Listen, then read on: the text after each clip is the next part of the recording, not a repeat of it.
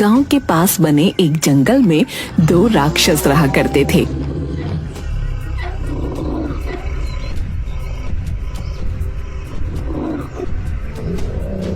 उन्हें जब भूख लगती गांव वालों का शिकार करते और उन्हें मार पीट कर खा लेते।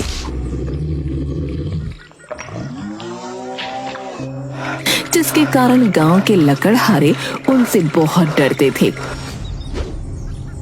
एक बार अनजाने में उन्होंने इंसानी वेश में नागराज कुमार को पकड़ लिया और उनका जादुई दीपक उनसे छीन लिया। नागराज कुमार, ये तो बड़ा अनर्थ हो गया। नागलोक के जादुई दीपक के कारण ही यहाँ उजाला रहता था। अगर दीपक नहीं मिला तो हमें अंधेरे में रहना होगा। सैनिकों, पिताजी को इसकी खबर नहीं होनी चाहिए। मैं उन राक्षसों को ढूंढकर दीपक जरूर ले आऊंगा। लेकिन नागलोक में अंधकार हो जाने के कारण नागराज कुमार का सर एक बड़े पत्थर से टकरा जाता है और वो बेहोश हो जाते हैं। दूसरी तरफ गरीब लकड़हारे बाबूलाल के घर में खाने को कुछ भी नहीं था। वो सोचने लगा, राम जी की कसम, मरना तो निश्चित है। या तो भूख से मरे या फिर जंगल जाकर मरे। जंगल जाकर मरूंगा तो कम से कम मन में यह तो रहेगा कि हमने परिवार के लिए मेहनत करी, वरना मरने के बाद भी खुद को माफ नहीं कर पाऊंगा। बाबूलाल की बीवी ने उसे घर में पड़े चोकर की 2 रोटियां और चटनी दे दी। एक हाथ में कुल्हाड़ी और एक हाथ में खाने पीने की पोटली लेकर बाबूलाल पेड़ काटने जंगल की ओर चल पड़ा। जब वो जंगल पहुंचा तो उसे दूर दूर तक कोई नहीं दिखा।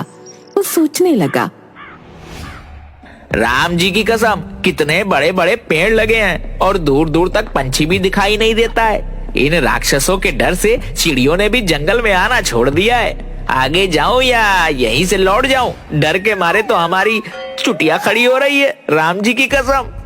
बेचारे बाबूलाल के सामने बार बार उसके परिवार का भूखा चेहरा आ जाता। हिम्मत करके वो आगे बढ़ा। उसे सामने एक पेड़ गिरा हुआ दिखाई पड़ा। राम जी की कसम, बीवी ने जो रोटी बनाई है खा लेते हैं। कहीं ऐसा ना हो कि भूखे ही मर जाएं। फिर आगे बढ़ेंगे और पेड़ काटेंगे।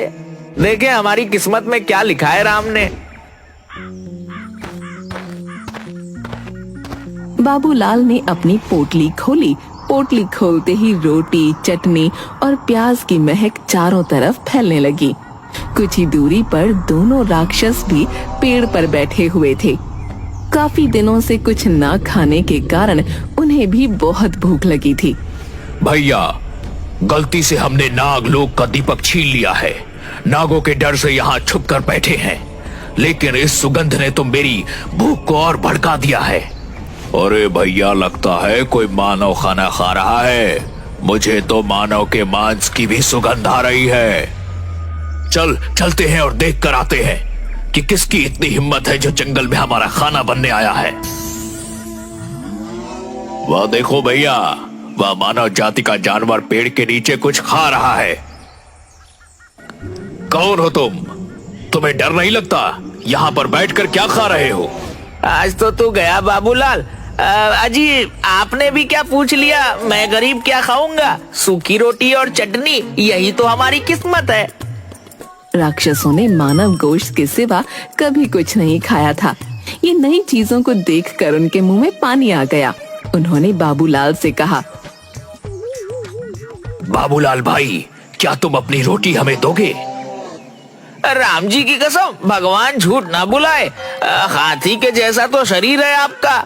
भलाई छोटी छोटी 2 रोटियों से आपका क्या होगा? अरे भैया, अगर यह रोटी तुम हमें दे दोगे तो हम तुम्हारी जान भी बख्श देंगे और तुम आराम से लकड़ी काट कर अपने गांव वापस चले जाना। हे भगवान, क्या मुंह दिखाऊंगा गांव में जाकर? वैसे भी मेरे घर में तो बिल्कुल अंधेरा होगा और भूखे मर जाएंगे सब लोग। तो फिर कोई दिया जलाने वाला भी नहीं होगा। अरे वाह, क्यों ना नागलोक का दीपक हम इस मानव को दे दे। अगर दीपक इसके पास रहेगा तो खतरा भी इसी को होगा और हमारी मुसीबत टल जाएगी।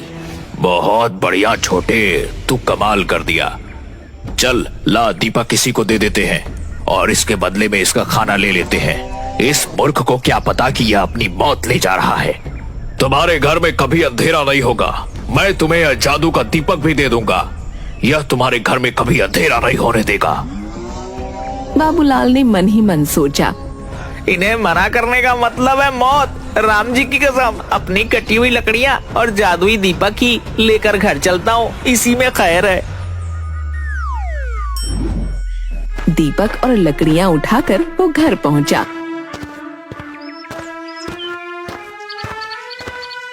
क्यों जी, आ गए तुम? सीता मैया की जय, बड़ी भूख लगी है। भगवान झूठ न बुलाए, लड़कियां, अरे मेरा मतलब है लकड़ियां तो मिल गई हैं, लेकिन सुबह बिकेंगी। अभी तो ये दीपक ले जा, इसी से कलेजा ठंडा कर, और हो सके तो मुझे कुछ खिला दे।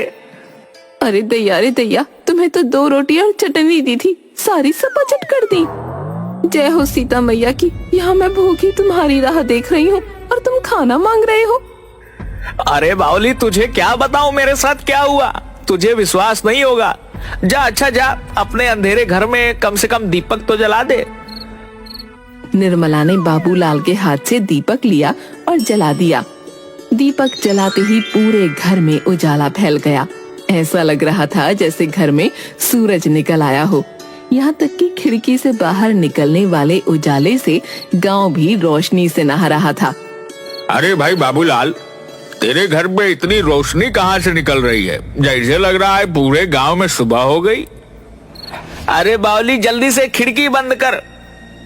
मैं किसी को कुछ नहीं बता सकता, मैं बाहर जाकर मुखिया जी से बात करके आता हूँ। बाबूलाल बाहर जाता है और राक्षसों के डर से किसी से कुछ भी नहीं कहता।